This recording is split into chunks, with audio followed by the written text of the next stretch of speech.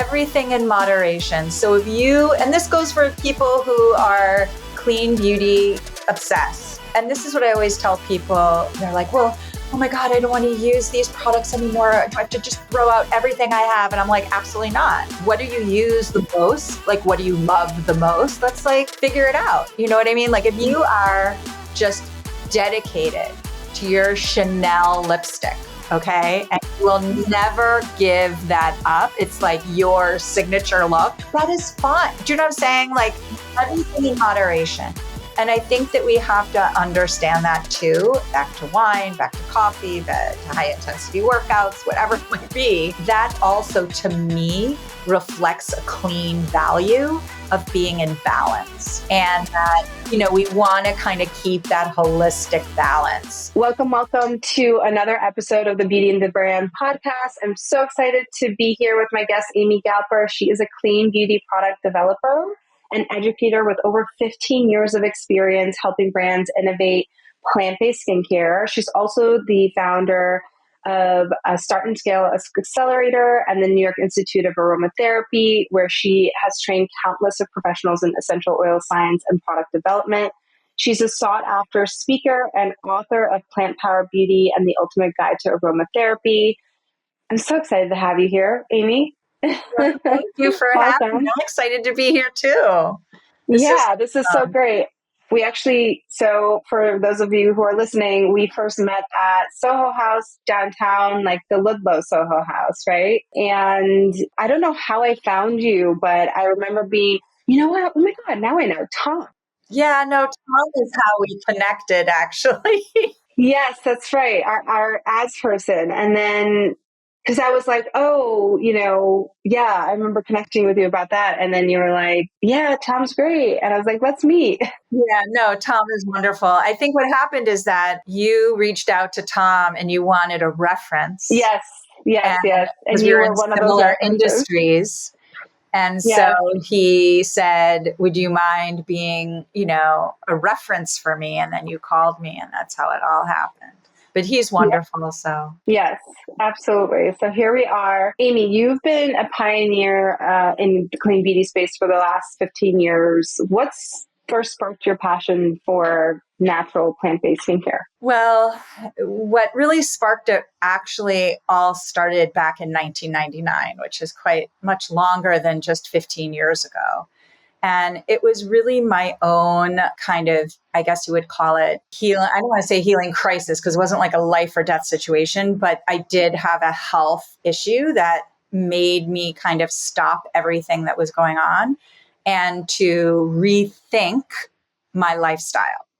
And at that time in 1999, 1998, really, there wasn't things going on. I mean, it's hard to remember all the way back then, but this was like before Whole Foods came to New York. This is before Instagram. This is before so many things that were out there.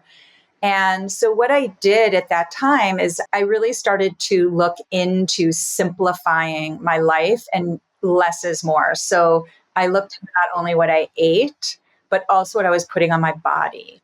And that is really what sparked it. Is that I was looking for a very clean way to kind of change my lifestyle. And then that it just opened up a door of a whole world that I didn't even know was there. And that's really what sparked it. And at the time, I was a shiatsu practitioner in New York City and had a pretty robust clientele. And so I was really lucky. I was able to like play around with all my new experiments and my amazing clients.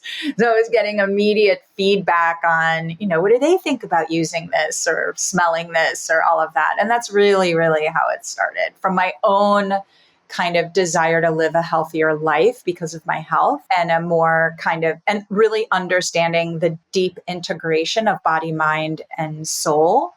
And understanding like that integration. And so that is really where it all started. And that was a long time ago now, like, oh my God, 26, 27 years ago. But have you ever read the book, by the way, The Body Keeps the Score? I've heard of it, but I have not read it. Okay, you have to. So I'm saying you have to read it and I haven't even read it, but like my life and business coach who changed my life. She's preached, like, she lives by this book. And I have it at home. I just haven't gotten to it yet, but it's all about like how, your body's keeping the score. Like, when you turn your back on your body, that over time it impacts everything. Oh, 100%. And actually, there's a similar book. I mean, it sounds like it's a similar direction, but it was like my little Bible back then in, I guess, when did I read it? Like maybe 1998, 97, 99, something like that. It's by a woman named Carolyn Meese called Anatomy of the Spirit. And it is an amazing book about how our body, like our physical body, is really just a manifestation of our spirit and our energetics. So when we are struggling with, not feeling grounded or trauma or whatever it might be, and then it appears to manifest in an illness in a certain part of your body, like she draws all these beautiful, very kind of poetic connections with that kind of mind body integration of how we can heal from that perspective. But it's a really powerful book. And it sounds a little similar. So, yeah. No, I love that. I have to check that out. I'm such a believer in like the mind body connections. So this is like right up my alley. And tell me a little bit more about like, God, you've done so much. You started like a New York Institute of Aromatherapy, which is, would you say this like a school, an institute? Oh, yeah. Yeah. So I started the first aromatherapy school in New York City. I mean, certainly, I don't want to say this. There were always aromatherapists roaming around in New York City forever. And maybe there were classes at the Open Center when that was around, or at like other centers, yoga centers, but there was no like school for aromatherapy. Like there was a school for acupuncture, there was a school for massage therapy, there was a school for shiatsu, right? There are all these like alternative therapies where there were schools, right, where you could go. And I was actually teaching a class at Yoga Works. I don't even know if Yoga Works exists anymore, but Yoga Works used to be in Soho. And I was teaching some aromatherapy, like basic aromatherapy classes. I think this was around 2011, 2012. One class we sold out. It was packed. It was like 40 women came to this. And every single person stayed afterwards and said, I want to be an aromatherapist. I want to learn how to do this. Where can I go? There's no place in New York. There's no place in New York. And I left that going, wow, they're really right. And then I thought, I'll start a school. I obviously have 40 people who are really interested. Who want to go in. Why not? So I did.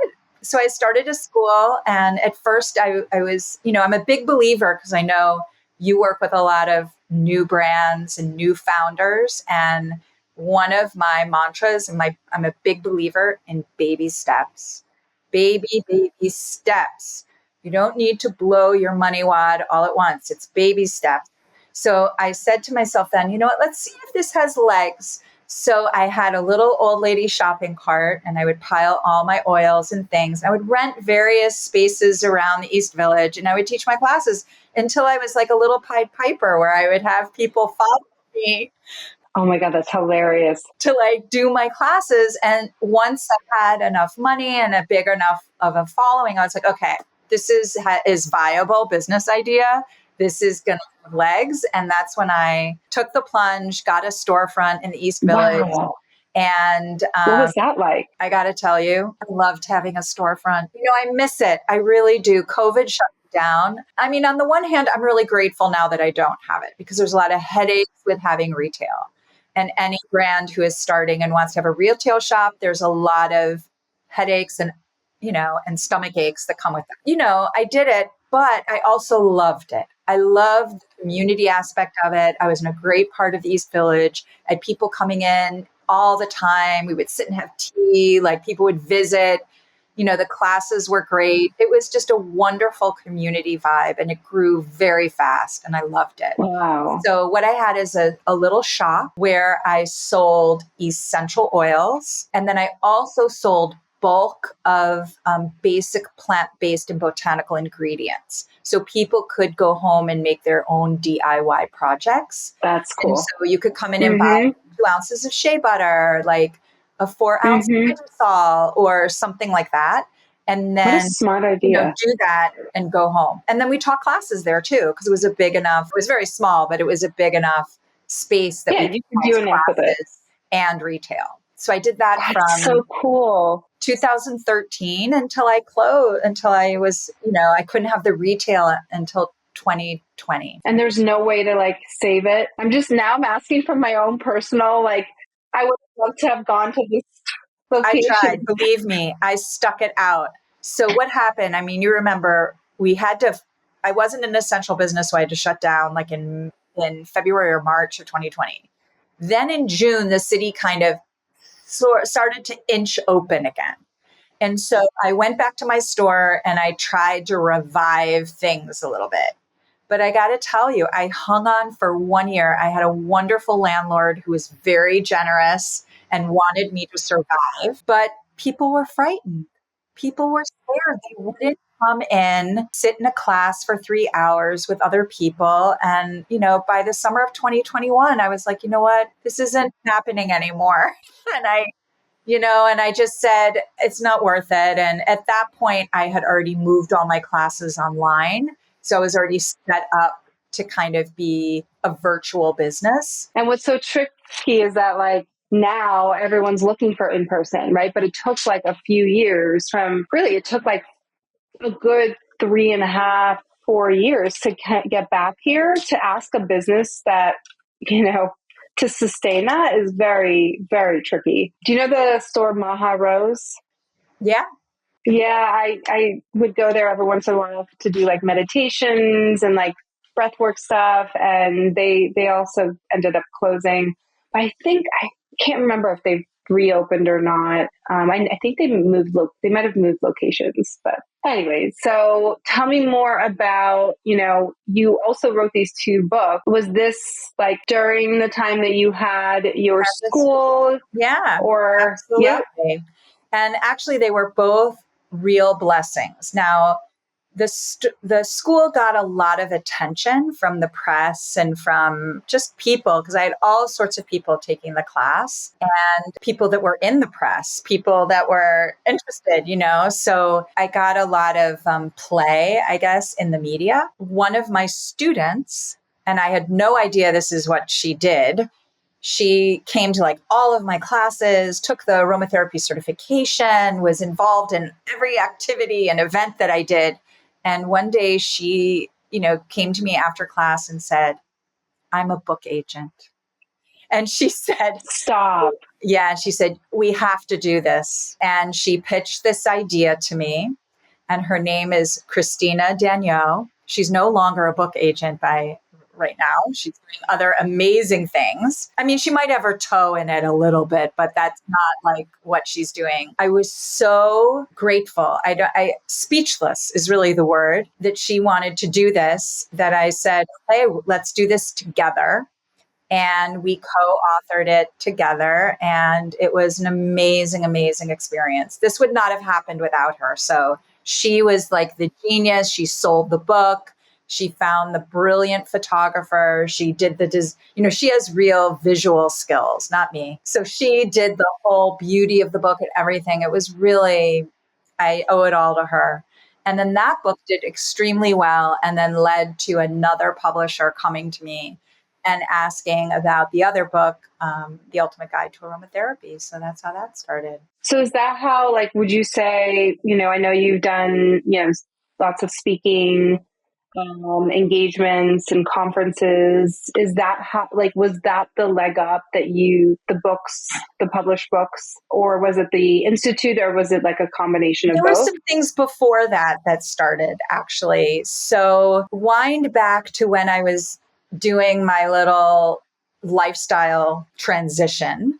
During that time, I actually started a product brand back in early 2000. It was called Buddha Nose. It wasn't like some fancy thing, but it was something I was literally making in my kitchen. And I was trying it out on my clients, my shiatsu clients. And a couple of my clients were actually editors. I don't know if you remember the magazine Lucky and like all these other things. And also, I was a big yogi back then. and I was going to a lot of different yoga centers. One of them was Jivamukti when it was on Lafayette, and they all had little boutiques. Long story short, I made this little brand. My husband is a genius artist. He's a fine artist now, but back then in the day, he was like a creative director and doing like more corporate style stuff. And he came up with my logo, my whole branding thing, like in a night when he was like, oh my God, brand here, we got to do something. And he put it all together, came up with the name. Literally, he like did the whole thing. And then I got it in a few boutiques. And you have to think back, New York in 2003, 2004, there wasn't the word clean beauty. There wasn't really a real understanding of natural, of skincare. There were like the big kind of more, I would say, like hippie brands like Janssen or Jason or Aubrey, or, they were like, Burt's Bees, or like something that was just very basic, but not as sophisticated and amazing of what's coming out now. I was just making it in my kitchen and selling it. And now that is such a huge thing. There's so many women, and many of them I support in the work that I do, who are DIYers who are transitioning to business women with their brand. And back then, there were very few of us. In fact, I could probably, at the time, I think there were 5 of us. There was someone in Brooklyn, there was me in Manhattan, maybe there were like 2 other ladies. We all knew each other, but there weren't many of us doing this. So we also knew each other and tried to support each other. But this was like a real new concept back then. And because of that newness, when things started to evolve, we were often called upon to come and talk to a group or be involved in this, or, like, for example, when Whole Foods opened in New York, and I think the first Whole Foods opened on 7th Avenue, and then they had another one open on Houston. It was the next like big one.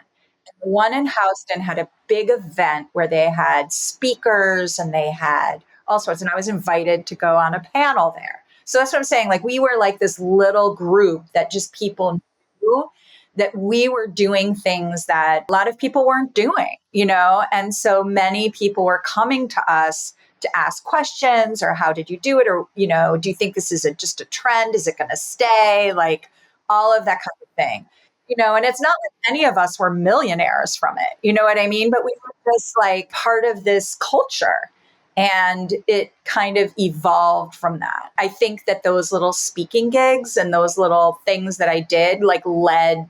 And then I got a lot of press in the beginning. I had a lot of media play, and that also landed me where people interviewed me and stuff like that. So that helped a lot. So in hearing this story, it makes me think of like when you're doing something, you often think in the moment it's more crowded than it is if you were to future pace yourself 10 years forward. If only you knew at the time how precious that moment was, or what you were doing, and how unique and different. And, you might have thought at the time, like, oh my gosh, there's like 4 other women doing this. Like, maybe you didn't, but like, I can't believe it's like, there's there's 5 of us doing this at the time, right? Like, when I started my fragrance brand, it was like, there's so many indie perfume brands. And now it's like, oh, there's so many perfume brands, right? It's like, if I had known, like, going back and looking back 10 years, it would have given me a different perspective. And maybe I wouldn't have been so hung up on competition, or hung up on like, oh, there's so much noise, or there's so much going on. And that's the case for anyone starting now too. It's like 10 years from now, there'll be more people doing it, I imagine. Right. So it's like, now is better than Oh tomorrow. yeah, 100%, Right. and I think that's a really good point. You don't really think of it in those terms, and there were a lot of people in that time period in the early 2000s, I would say like from 2004 to about 2006 or 7. And so many things were so new. And when I look back at those times, and a lot of things didn't stick. Brands didn't stick, spas didn't stick, little boutiques didn't stick, but they were genius. Genius. Like when I look back on it now, and I'm like, oh my God, that spa would have like killed it right now. You know what I mean? I know yes, they were very yes, ahead of their time. yes. But there was this wonderful woman, and if she listens to this podcast, you have find me on Instagram. Her name is Sarah Costella, and I will never forget her for her generosity and her support when I first opened my brand. But she opened a boutique on Clinton Street in the early 2000s, like around 2003, 2004, around the same time I started my brand. And I don't know if anyone knows about the East Village or anything, but Clinton Street back then was like really crazy. It's not, now it has like Michelin restaurants, but back then it was like a little sketchy. I mean, a little sketchy. It was pretty sketchy. Is that where Joy Face is? Joy The Face, the restaurant? club? No, the club. Oh, it might be. I'm so I over the literally club was, thing. I don't know what's hip anymore, but so it I'm could. back into the club thing. No, I went with my mom friends like last Okay. 2 weeks ago or No, it's something, very but it's right possible. in that area. And Very it's like possible. this, they only play 70s and 80s music. It's just this whole vibe. Oh, I'll have to go But check it. anyways, yeah. So Sarah opened up this little teeny tiny boutique. It was all made out of sustainable materials. It was made by this incredible architect. And she only wanted brands that women were making themselves in their kitchen that used plants and botanicals. So it was kind of like a pre Credo. It was basically like a pre iteration of what Credo became. Her store was literally like 100 feet from my apartment. So I saw her building it, I saw her putting it together, and we became friends. And she sold my product. She like supported me. We became friends during that whole period. But she was a huge influence and early adapter in supporting these women that were making their own products and using botanical ingredients. And she was really ahead of her time. Maybe half a dozen other women like that who are doing really cool things in New York. Another woman, Kim D'Amato, if she's listening, she had the first organic nail salon in New York, I think. And it was on East 2nd Street, it was in like this half basement, crazy space. But like, it was like the first nail salon I'd ever stepped into where there wasn't the horrible smell. And she was making such an impact. It's just amazing to look back at all of those incredible women who made such huge contributions. And they were really the ones who paved the way for all of these young, new entrepreneurs who are coming out in this space. Like, they were the ones who really did an amazing job. And I look back at that time and I feel so honored that I knew them and that, You're a part of the movement. yeah, it was very cool. So when you ask about the speaking, like we were a tight group, like that's how it kind of happened. Right. It was like we're, doing it collaboratively. No, I love that. So many thoughts that I'm having about, yeah, no, this is just so interesting. And it's true that, there's got to be some sort of impetus. And sometimes that impetus may be a little bit early, but at least it paves the way. It starts the movement and the motion of shifting away from the status quo, whatever that status quo is at the time, right? So in this case, maybe it's, harmful ingredients or toxic ingredients and so forth. Speaking of which, clean beauty, it's got so much confusion around it. Nobody really knows what it is, what it isn't. How do you define it? And what misconceptions do you feel like people typically have with clean beauty? Clean beauty to me, I'll start out with like my understanding and the way I kind of endorse it and talk about it and believe in it. Clean beauty is really just about making an impact with safe and sustainable ingredients, okay, in whatever we put on our bodies, all right? As everybody knows, there are no real regulations ruling, right, what we put on our body. There's no real cosmetic laws. Sure, MOCRA came out, but that's mostly just for safety, like for safety insurance, on what you're doing. But it isn't really a law saying, you can't use this, you can't, like they have in the EU, where there's actually like defined understanding of what ingredients you can and can't use, right? So what happened is, I mean, what I see happening is that retailers, good brand people, listen to their customers, listen to what they want, observe what they're buying. And what did they see? Everyone is scrutinizing labels. Everybody cares about what they're putting on their skin, the impact in the environment, on their children, in the home, and wherever they're finding their information or misinformation online, that is what they want. So the retailers, not backed by any governmental agency, are saying, okay, look, America has no rules. It's basically a wild west out there. The only thing that's really enforced is the FTC with your labels or something. It's not like anyone's going to like say anything to you, you know, if you're using phthalates, you know what I mean? So, what's up with that? So retailers are like, okay, our customers want this, and we want our customers to trust us. We want them to continue to return and buy from us repeatedly. So we have to set forth our own standards. So they believe in us and trust us. And they trust us. So you started seeing this domino, right? Which really started with Credo when they started in 2013. And I had the great honor of working with them in their very nascent stages and knew Shashi and know Annie and know that team very well in the beginning.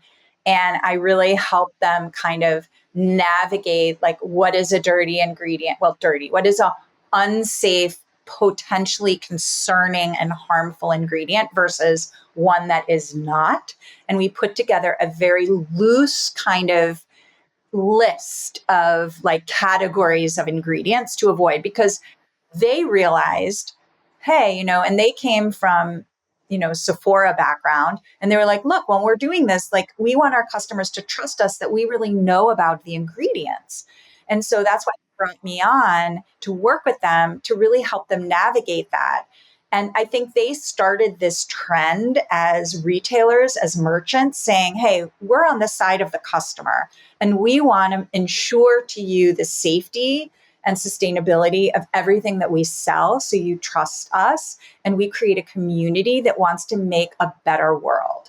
And so when I think of clean beauty, I think of it, yeah, it's not like a law or like a term or whatever, but its intention is really beautiful. It's about we are coming together and noticing that we want to make a better world by choosing ingredients that aren't going to be harmful or potentially harmful, and that is really where it's coming from. And you see and Credo really was, I believe, just because I was with them in the beginning, like we're really the masters of communicating that, of establishing it and creating really this movement. I think that that's really where it really is coming from. And it's not to say, I think where people get confused is that the word clean then implies that things are like dirty or dangerous, which is true. And people are called things by dirty list, but you have to understand clean from a much more holistic perspective. And so clean means, right, actually everything that goes into a brand. And I know you work with emerging brands and have a very great experience and you're a master at helping brands position themselves and find their kind of superpower and secret sauce and whatever. And by defining what their impact is, right? And I think that when we're looking at it, we're not just looking at the impact of what our ingredients have, but also what the values of the brand and the founder are. Like, what do I stand by? What do I believe in? I'm going to treat those who work with me with respect and generosity and kindness. I'm going to make sure I source my ingredients from people who align with those values.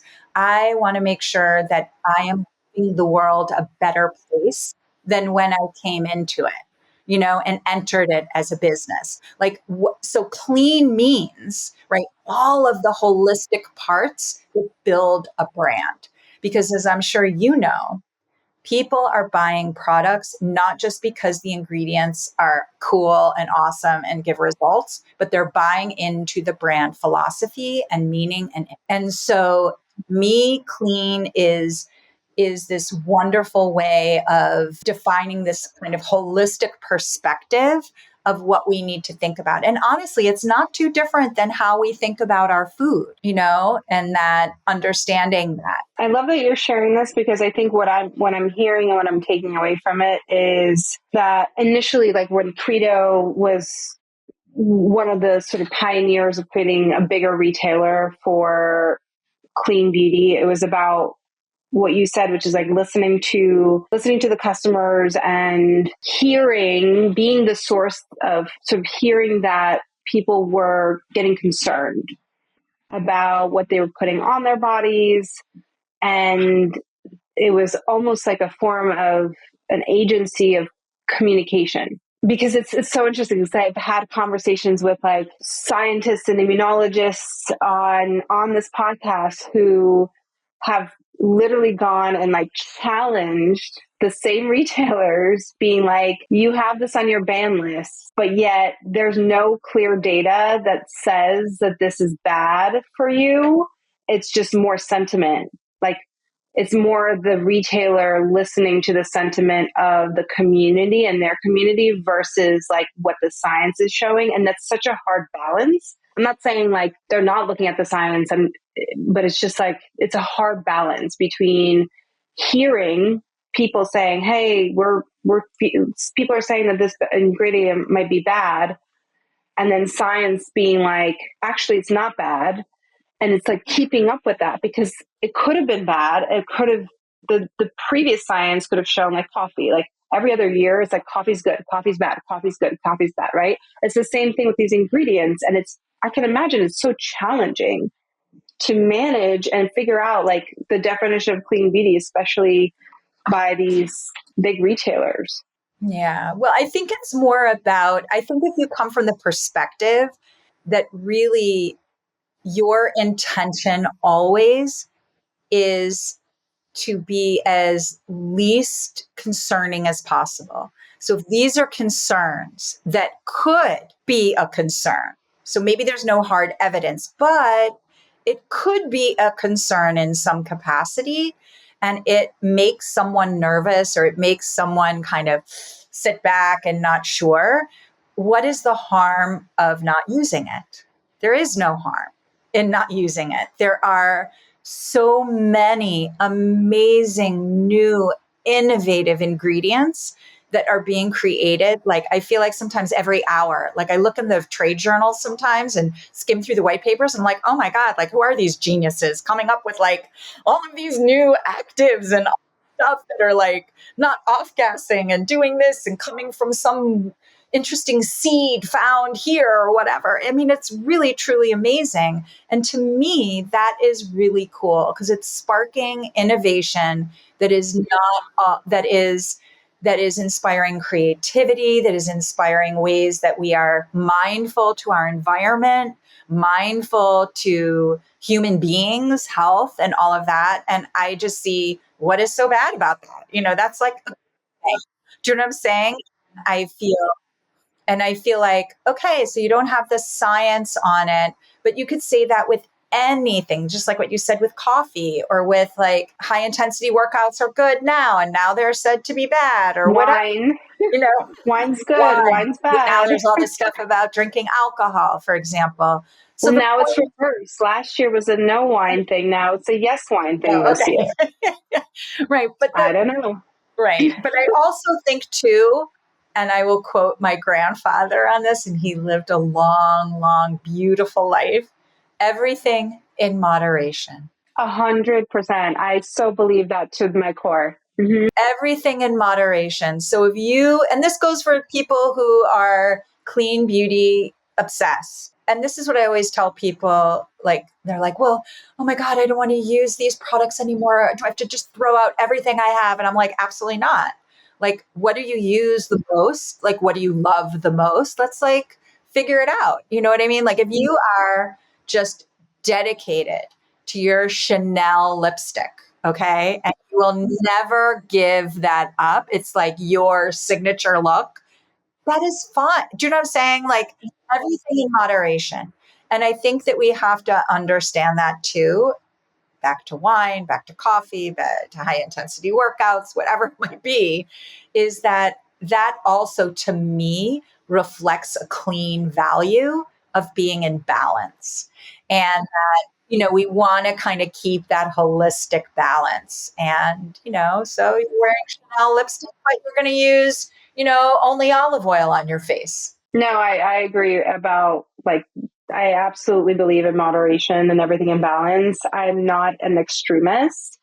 And in either way, in any way, shape, or form, my life philosophy is balance. And I have conversations about this with my husband all the time where, we talk about, my husband's a scientist and he's in his hands and brain and everything deep in cancer research and brain cancer research and Parkinson's disease and fertility and a lot of different things that he impacts. His family also passed away, and many of them passed away from cancer quite early. And so cancer's had a huge impact, on his family. And I have this theory, and I'm only sharing it because you mentioned the balance thing, that like if you're using one, I feel like it's an asset and it's almost a benefit to you if you're using multiple different products and swapping products out and not necessarily like just using one thing like on your armpits. Like I think about like using the same deodorant on your armpits. Let's say it's a clean deodorant, right? What if charcoal, which is considered a clean ingredient for deodorants, what if like all of a sudden 10 years down the road, charcoal is like the worst thing for armpits, like for under armpit? I had this crazy idea that it's just all about like the variety and swapping things out and not allowing yourself to get too stuck with just like one product for one area of your body. It might just be my crazy philosophy. Well, I think that makes sense. I mean, I hear that. I mean, what you're saying, actually, I know people, and that's happened to them with their diet, right? I've known vegans, right? I know vegans. Yeah, I've known vegans who are vegan, in this 80s and 90s, and all that was available for meat substitutes or protein substitutes is soy back then. And there was so much soy in their diet that many of them now have soy allergies. Do you know what I'm saying? That it just became so much that they were eating that it eventually, and I think that's with everything. So I'm completely agree with that.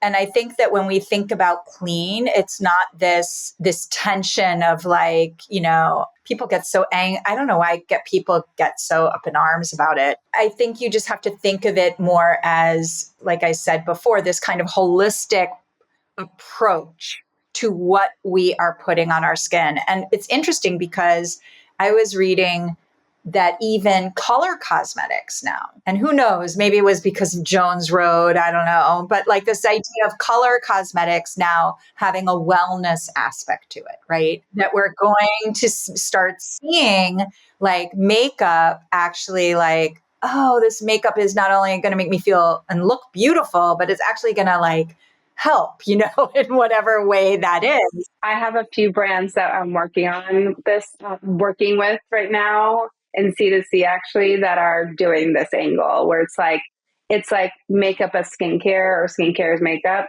type of thing. So we're starting to see this integration. It started with body care, right? Beauty and wellness. Yes. Now it's seeping into color. But my point is that I think that for women, especially, like what we put on our skin has a holistic experience for us, and I think that it's just it's just a further expression of that, to me. Absolutely. Given, your vast knowledge with product development and ingredients and formulation, I want to go dive deeper into what your approach is. One of the things, the coolest thing that you shared with me is like, getting a product to market shouldn't take you 2 years, right? Like there are better ways, there are faster ways to get a product to market. Can you talk me through that of like, how do you like, give me like, or even like a case study or a brand that you worked with? I remember you saying something about a brand that like went to market in like 9 to 10 months, and it was it was like, that's amazing. How do you do that? What's your process? Well, the process is a lot of foundational work. Okay. And I have on my roster some amazing, body care, skincare chemists, right? Love them. They're innovative. They have so much creativity. They know their stuff, but they have even told me that they work best when they have really specific direction because they can't read the mind of the owner. So if, let's say, I email a cosmetic chemist and I have a call with them and I'm like, great. And I'm like, oh, I want to make an eye cream. I want it to be deep puff. And I kind of like coffee, but I also like this and da da da da. And they're not clear on why they're doing it, what their impact is, what their story is, what the deeper purpose is of this product. Then they're going to be going back and forth with their chemist about ingredients. And the poor chemist is like, well, I thought you wanted this ingredient. No, no, no, no. I don't want that ingredient more. I want this ingredient, right? And they're all over the. And what ends up happening is it stretches out this product development phase for a very long time. And each party gets very frustrated because they're like, well, you told me this, but then you changed your mind and you did this, you didn't listen to me. And it's like this whole madness and it's nobody's fault. Chemist is great. The founder has enthusiasm and passion, but what they're missing is a blueprint. So of what to follow. I mean, imagine this like you're renovating your house. And if you didn't have an architect and you just went to Home Depot or you went to some design store in the Flatiron district and you're like, ooh, I want those tiles.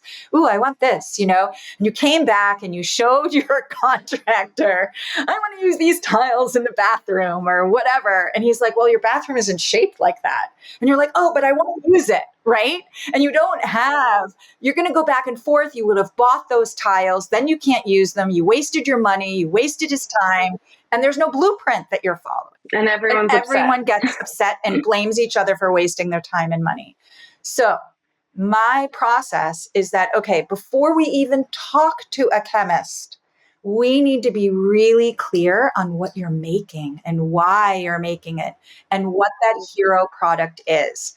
And that means that we have to understand your brand position, what makes you different, what makes you stand out. We have to understand who your target customer is. And I'm not talking about demographics. It has nothing to do with demographics. Like, I don't care if she makes $100,000 a year and is a corporate lawyer and blah, blah, blah. Oh, corporate lawyers make much more than that. But you know what I mean? Like, I don't care about all of that. I want to know, like, when she opens her eyes first thing in the morning, what's the first thing she grabs? What is the first thing she puts in her mouth? What is she doing during the day? Because your product needs to integrate seamlessly into the daily practice of her life. So what is she doing? What is she doing? What is she thinking? Can I put a pin in this, Amy, for a moment? Because I want the audience to hear what you just said, because I think it's really important. It's like, how is this product going to seamlessly integrate into her life and into her routine? Why is this important? Because what I find with a lot of founders, I don't know if you find this too, is that they see their brand and their product in a silo. Yes. They're not seeing it in hey, this person is a four-dimensional person with a life and a world, and they've been using products for decades, and why are they going to switch or add on your product to what they're used to, what they know, what they trust? 100%.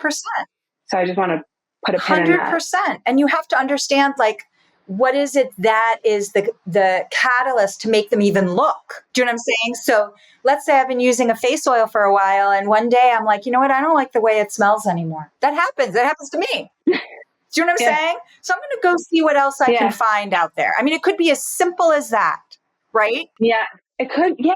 It's funny that you mentioned that. I was like, even like over the holidays, I saw someone have like a glimpse of an image with like a sparkly look for the holidays. And I'm like, what? Do I have a sparkly Right. eyeshadow? Like, For the that's what I'm saying. Like, what is it yeah. that triggers that curiosity in them to even try something new?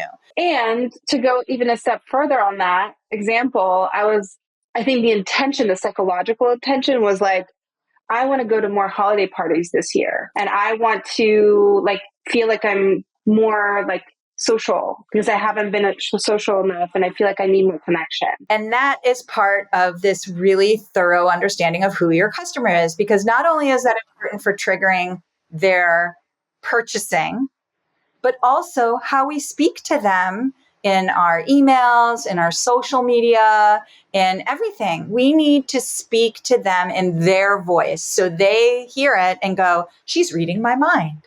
How did she know I wanted to be more social this year?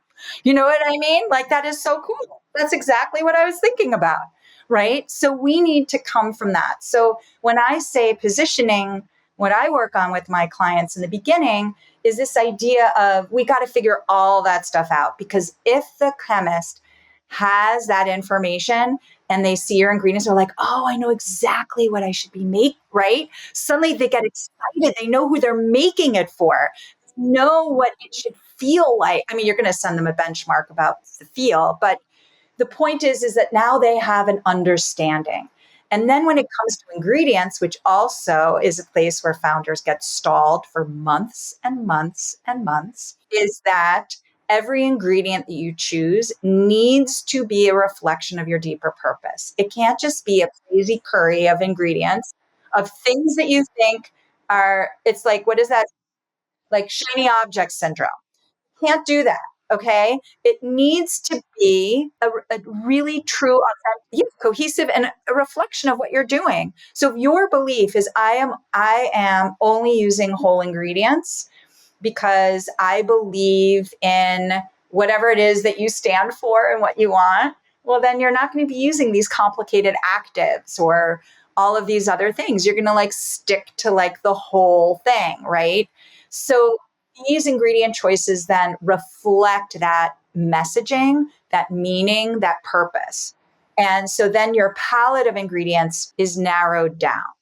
But one thing that I make sure all of my clients understand, and what I want that I try to help them with, is I kind of want to, which I don't know, maybe it's the teacher in me and having my school, but I really want them to be trained as ingredient experts, because I'm not going to be there for them for the rest of the life of their business.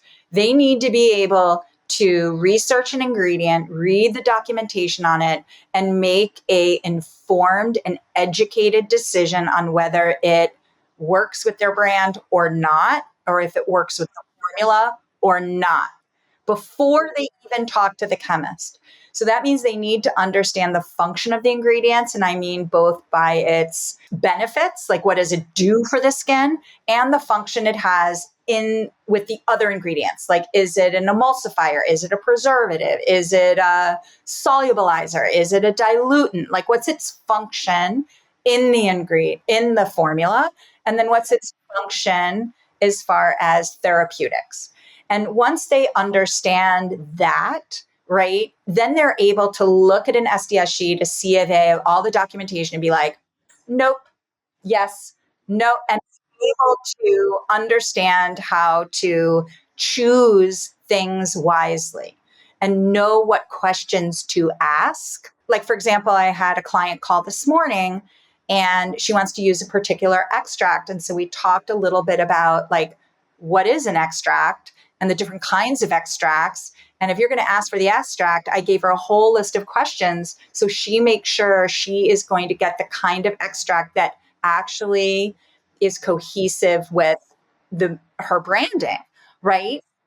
And understands what that is, because extracts, we have to understand their composition. We have to understand how they're manufactured, How they how they blend blend too with with the other other. ingredients that are already in the formula. Exactly. So I want all of my people to be experts by the time we finish working together. So then they have those tools and skills to be able to develop more products as their Right, right, brand right. grows. This is so It's so important.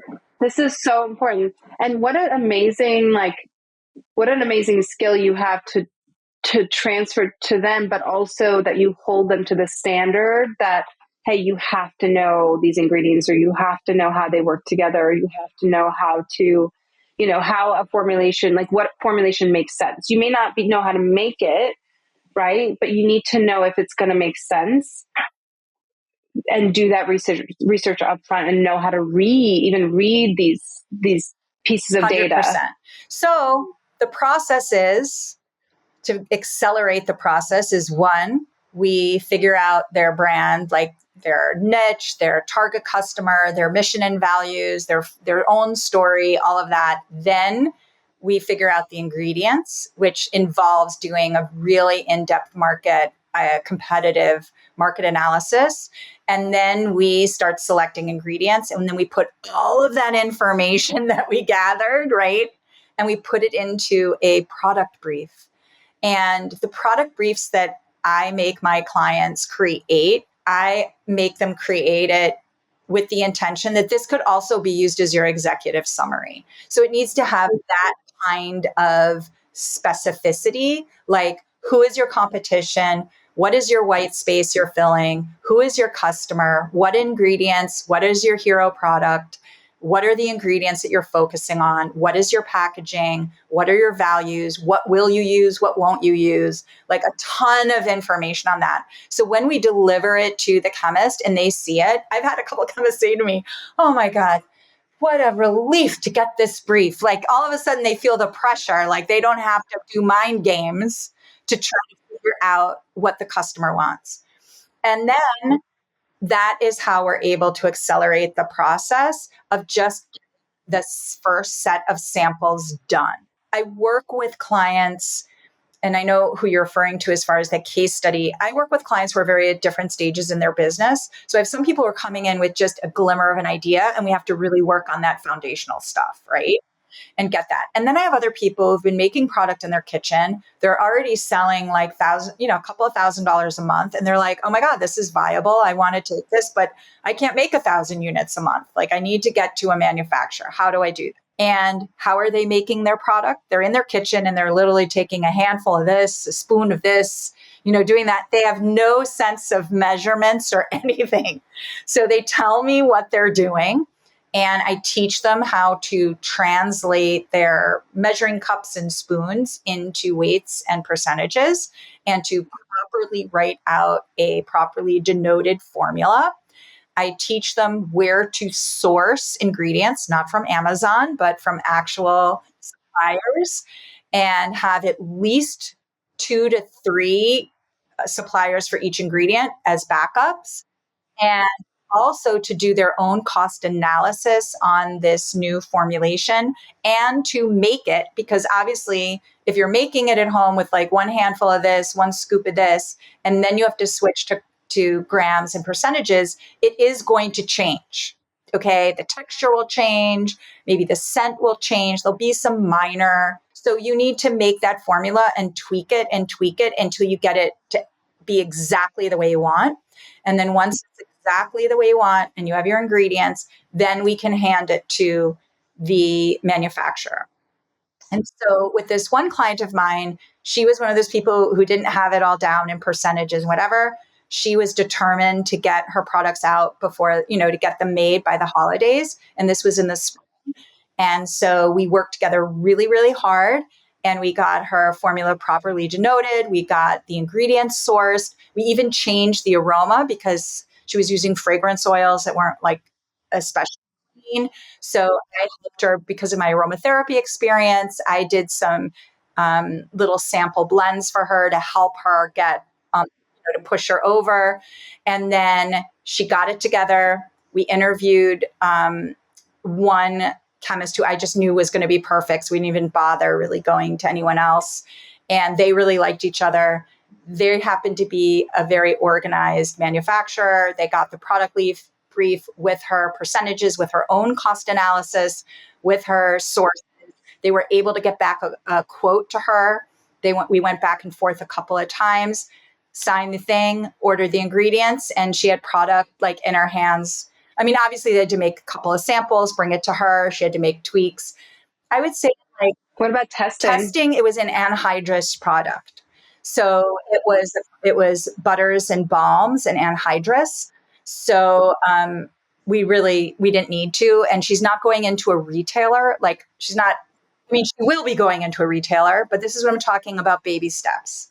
Okay, she only got like 500 or so units. So and then started out that way to 1,000 units, and then so she got that first, and now she's able to get that money. So if she does the next run, she has enough money to do an HRIPT test because now all retailers are going to be requiring that. So then she's able, baby steps, right? So the next run, she can do that test. The next run, maybe she can do a peroxide value test, right? She can like space these out. Unless you have oodles of money and you're planning on launching an Ulta right away, there's there's no need to put out all that money on your first run. Okay. You can work your way up to this. Okay. And so that is kind of how we're staggering for her. And we got things together and she was able to get her products and have them out for the holidays. And and it was amazing.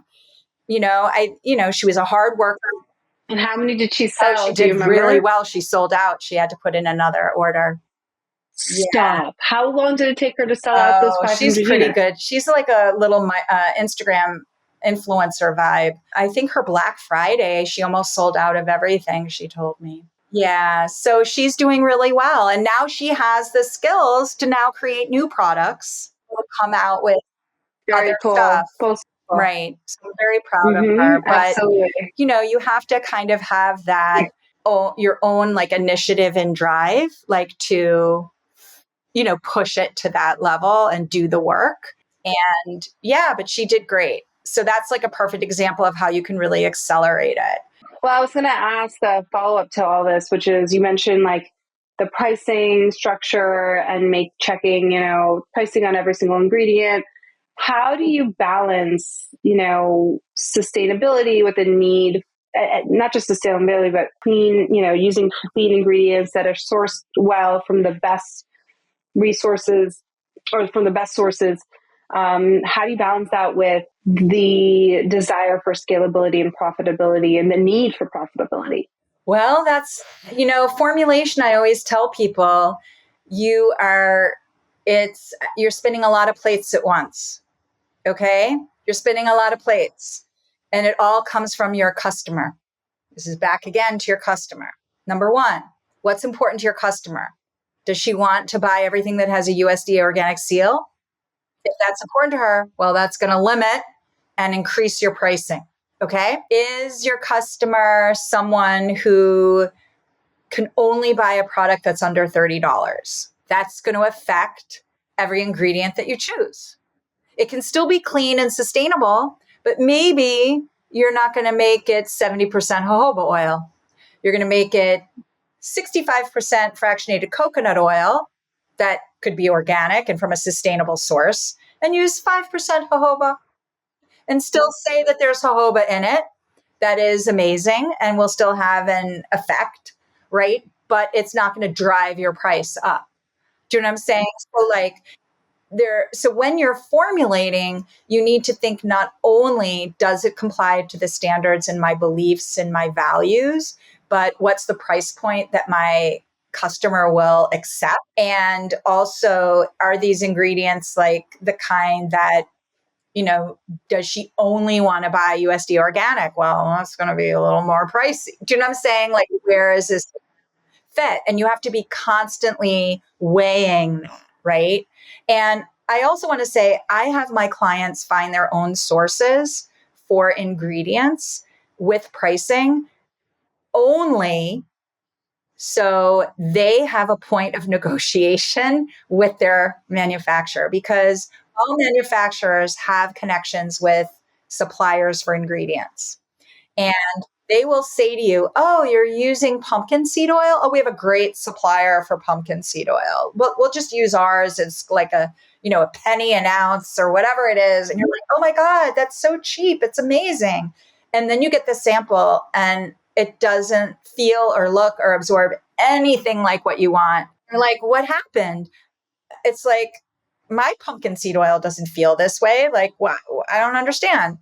So the reason why I have them do that is because you want to make sure when they look at the documentation of the ingredients that you prefer and want, that whatever ingredient they have in their warehouse already or that they're sourcing matches it. It has the same color, the same odor, the same texture. Okay. And if they have in their warehouse, even if it's a penny, and yours costs 50 cents, if it doesn't match, then you have an executive decision to make. You have to say, okay, do I, switch on, compromise on the texture and the feel because I can save the money, but it's still an organic pumpkin seed oil, but it just doesn't like mine. Then you have a CEO decision to make. Right. What you want to do. Absolutely. But at least you have you have like a place to begin that decision making. Correct. Otherwise, It's like if you don't know what the metrics are, then you don't even know, like, what are you basing your decision off of? So it's really important that they do that research. And then also too, I've had this happen with a manufacturer, and it was over a lip balm. We had done the cost analysis and they came back with the quote, and the quote was outrageous. It was like, I don't know, like $3.79 per lip balm. I was like, excuse me, here's the cost analysis. It's like $1.01. It's like, explain to me how you went from, I understand that you're making it, but how did you go more than, double, triple, almost triple the price? Like, I don't understand. And I caught them and they were like, well, I don't know. And they ended up dropping it. Do you know what I'm saying? So like, what I'm saying is you need to be informed, because unfortunately the CM industry is mostly an unscrupulous crowd and they will bully you, and you need to stand your ground and have your data and have your metrics and say this. So this is how I help people save time and accelerate to market. I like this so much. This is you're like the product development mirror to what I do on the marketing and like sales side. It's really cool how you approach product development with such a focus and depth. And if you're going to do something, like set yourself up for success, like doing it this way, you might have to do a little bit more work and research in the beginning, but it's going to allow you to launch and grow and scale much easier and faster and in a much more cost effective way. 100%. 100%. Mm-hmm.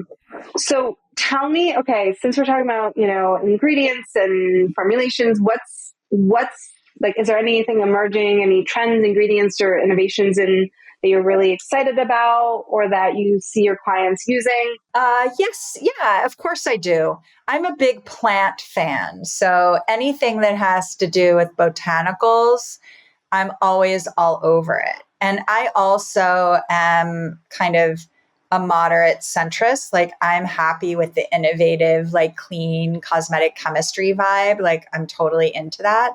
So I love seeing unique ingredients from plants that are processed in really innovative, safe, and sustainable ways. So there's a wonderful book called The Power of the Seed by an amazing woman named Susan Parker. And I've had the privilege to get to know her and to become friendly with her.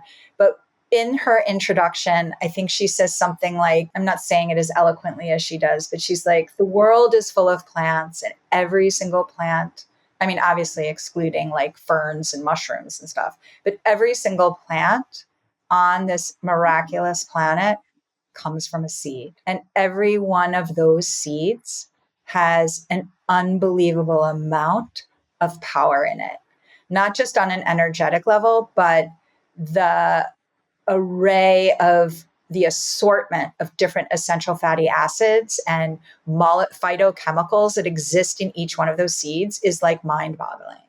So when I see, what excites me is when I see like a new seed oil or a plant that I never thought that there could be something extracted from coming out, I get very excited about. So, fruits that I might not have ever thought of before, or a plant that I didn't even know existed, in another place in the world or something like that, I find incredibly exciting.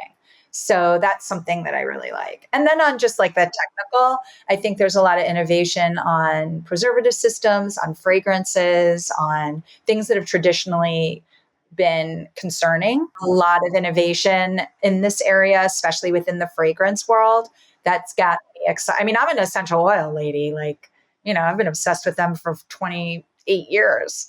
So I always like lean towards essential oils, but now I'm being introduced to like so many cool fragrance alternatives to essential oils that are safe, that are clean, that are beautiful. That's exciting to me too. I think this is like a new frontier that's happening. No, I like it. I think fragrance is having it's having a big moment right now. And I think I'm seeing that it will continue. It interestingly enough happened to start during COVID. You would be surprised. You think nobody would be wearing fragrance. And yet when I was talking to, different brands during that time and like big brands as well, it was like, yeah, everyone's buying fragrance right now. I'm like, what? It's crazy. I wanted to ask you a couple more questions. One is, what is your take on brands that are closing? What do you feel from your perspective? You've been in the industry for a long time. You've had your own brand. You work with so many brands. What's your perspective on like what allows a bootstrapping business to really break through and stay for a long time? And conversely, what do you think, in your opinion, causes brands to have to shutter? I think what allows them to succeed is they have to come up with sustainable systems. The founder cannot be a micromanager and needs to understand how to delegate. That's what I really think, because they need to be the visionary. They need to be thinking of the new thing, of what they need to be networking. They need to be out there. And that means they need to build a sustainable system that can run their business. Those businesses that I see failing or closing down is burnout. They just can't. Honestly, I think that's the biggest culprit. It's burnout. I It's 100%. burnout. Yeah. It's like, it's not that they're not doing well. I just think that they get burnt out. They lose their interest or passion. What's that term I've heard people say? It's like, their business isn't working for them. They're working for their business. Yeah. Yes. And I'm working so hard to get my founders out of It's that hard. place, Listen, knowing that they're it's bootstrapping. hard. I mean, it's for everyone, even those entrepreneurs that are like on other level, like way leveled up than where I am. Everybody faces this. This is not like all of a sudden you reach a level and you're like, I'm up, here. This is something we all struggle with because we're entrepreneurs. So we have this entrepreneurial, work drive and thing about multitasking. Like we have already, that's like part of our genes as an entrepreneur. So we have to harness that. We have to like not let it burn us out. And it's a beautiful quality, but it can also like, Really, I agree with you. I think a couple of things about burnout. I believe that part of burnout is as a result of not being fully aligned with the bigger purpose. And so you go hard for 2 years and then all of a sudden you can't keep going because there wasn't that alignment to begin with. That's one take I have. The other take is that I do believe that brands will or a founder who might be new to the space will try to launch too many products at one time. And they don't realize how far you can go with one or two or max 3 products. I mean, I have founders who reach 7 figures with 1 or 2 products. On the flip side, the joy comes from making the products. So I always ask, even on the first discovery call, I'll always ask, like, are you building a hobby or are you building a business? Because like if you're building a hobby, absolutely go and make products, like have fun with it and like, dabble and experiment. But if you're doing this to build a business, then it's shifting that mindset towards running it as a business, which may mean you're not making products all day, every day, which I know founders love to do. I know because I love to do it too. So it's a tough call, right? Yeah, no, that's very well put. So tell me what's coming up for you and what's coming up for your founders, and or even actually maybe we can close the session up by asking you what's one piece of advice that you would give yourself that you would also give, like you would give yourself, your former self, but also that you would give your founders. Oh my gosh. My former self, I think I would give myself, oh my gosh, there's so many things, but I think my former self, I think I think I suffered back then, I guess what people call imposter syndrome a little bit. And that I felt like I wasn't as bold. I felt like I think that when you're a founder and you're out there, that I think you can't worry so much about, what other people might think, or is this right, or who's going to like it, because you realize at some point that you'll never please everybody. And so I think that kind of thing is that I think you need to really understand and connect to that purpose. And then I also think, so that's like more on like an energetic and like mindful results. But I also think in the beginning, I think it's very important to focus on your systems very early on and get that organized and understand like what, I mean, now we have so much more help than we did 25 years ago, 20 years ago, that there's so many platforms and so many things. Building a website back then was like so painful. E-commerce, it was like so much. So like, I think just understanding those systems. And also my husband, we were talking about this the other day, and this is my advice for people now. Okay. Because I see this happen, and I give my advice, but people don't have to follow my advice. My husband said it so perfectly. I wish I could say it, but there's never a deal. You don't think that you're ever going to get a deal because, okay. So for example, I recommend that everyone should have a Shopify website.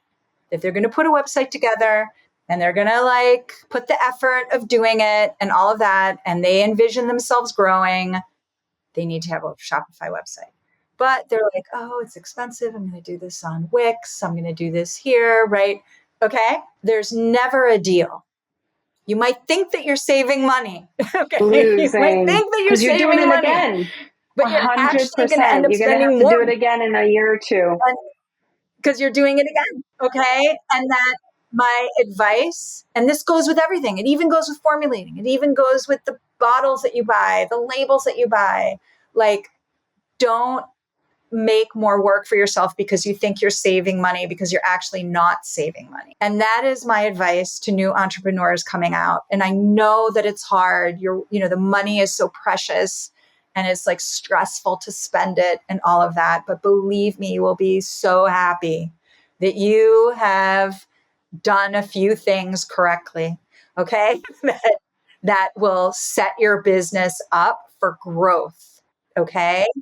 And that is like Love that. I what I agree really wholeheartedly. strongly believe in. Long That's game, my long game. advice. I have long game is like I know I'm always yours. focusing on the long game, and also it's like it's the same with web design. I have a lot of people that come and they like either they put the website together themselves, which is fine, or they hire their friend that does websites. And this I don't like because it's like I always say you have to have somebody who understands like the beauty, health, and wellness space as case studies that builds your website. And if that happens to be your friend, great.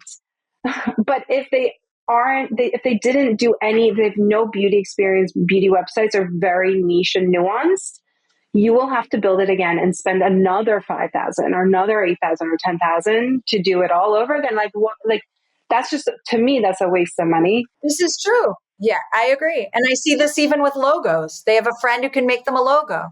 And it's like, I'm sorry, but you're going to put that logo on a label. I can't read it. You know what I mean? Like I can't read the font, you know? Well, and there's also regulations around logos and the sizing, and like on the packaging, there's so many regulations. If you want to go and sell into Canada or EU or all these places, so we can go down a rabbit hole. But That's what I'm saying. That's a whole nother. I know, that's a whole other thing. It's like, you got to do it right. You got to do it right first time. You got to do it right the first time, you know? So that's my advice. You're speaking my language, and we need to do another one of these, obviously. But it was a lot of fun, Aggie. Yes, thank you so much for including me. Joining me on this. And how can people find you? Instagram, Amy Galper. That's like the best place. And from there, you can sign up for my newsletter. And that's really the best place to find me. That's where I, share other links and all that. But I would say that's the easiest. You could go to my website, amygalper.com, but Instagram sometimes is just easier because we're on our phones all the time. Awesome. Well, thank you, Amy. It was such a pleasure having you on here. And I'll see you all in the next episode of the Beauty and the Brand podcast.